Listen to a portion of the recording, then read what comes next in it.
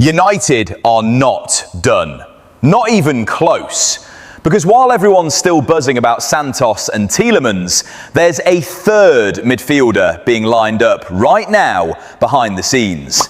And Chelsea have already tried to jump the queue and steal it from United. Yeah, you heard that right. Stick with me, because this one has layers. Two midfielders in, and United suddenly looks sharp, decisive, fast. And according to Fabrizio Romano, that's exactly the energy United are carrying into their next move, because they are not stopping at two. There's a third midfielder being targeted, and this one is a specific profile, a proper defensive midfielder, someone to sit in front of the back four, screen, break up play, control the tempo.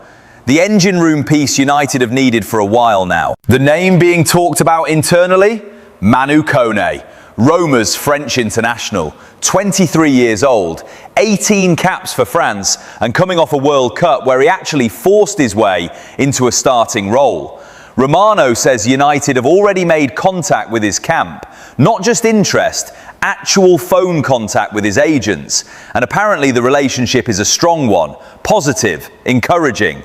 But before we go deeper on Kone, there was one loose end United needed to tie up first: Edison. For weeks this rumour has been going in circles. On, off, on again, agents talking, then silence, then it's back. It has dragged on so long that fans genuinely stopped believing either version. So Romano was asked directly, where does this deal actually stand? And his answer left no room for doubt. Edison is completely off the table, dead, no revival coming. And Romano didn't hold back on how he described the rumours still floating around, basically calling them nonsense, a complete waste of time. So that chapter officially closed, for real this time. Which brings us back to Kone. And here's where it actually gets exciting, because Roma's own manager has more or less confirmed the club will let him go. Gianpiero Gasperini spoke about Kone's situation this week. He talked about how the player struggled with injury for a stretch, then arrived at the World Cup in much better shape, and actually earned his place in the squad when he hadn't even played for France before that. High praise. But then Gasperini shifted tone and talked about the business side. He admitted Roma's financial situation isn't simple, that every club has different pressures around financial fair play, and that Roma, specifically, need to balance the books after a few burdensome years. Roma need to sell, and Kone is the most valuable asset they've got sitting there. Now here's a number for you. Roma already turned down 40 million euros for Kone earlier in the window. That came from Atletico Madrid. Atletico walked away from the deal and signed Morten Hjulmand from Sporting instead.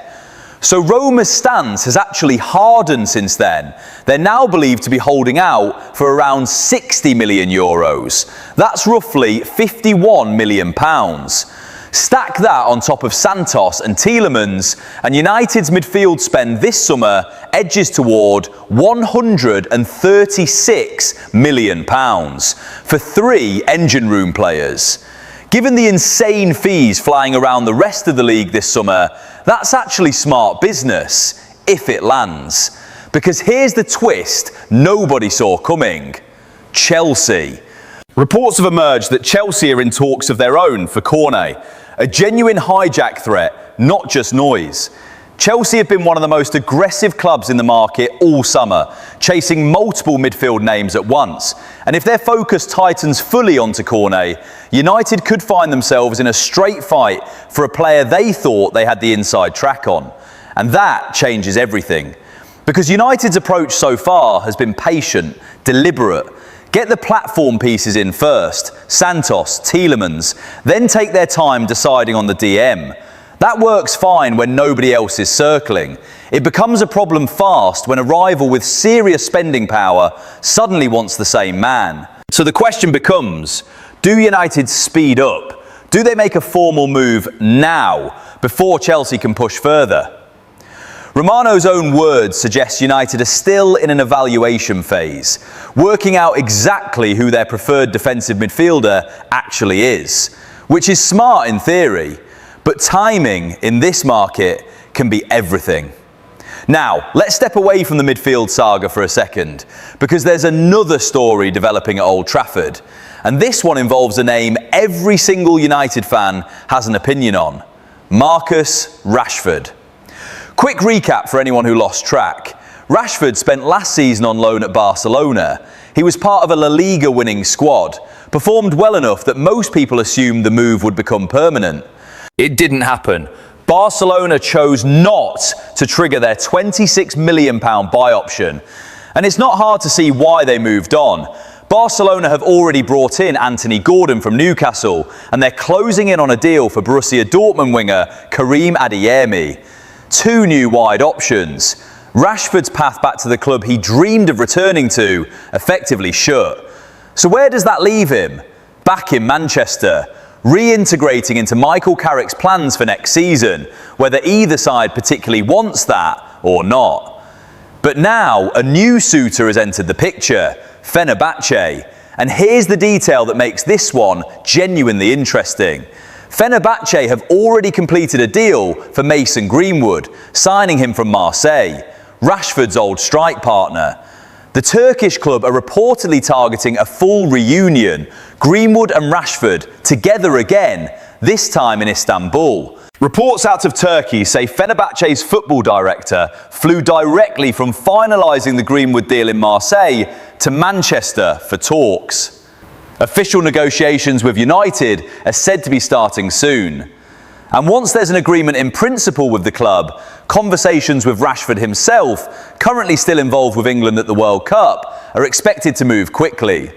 United, for their part, would reportedly be open to selling, and Rashford himself is said to prefer a fresh start elsewhere over staying and fighting for a place in Carrick's rebuild, which tells you a lot about where this is heading.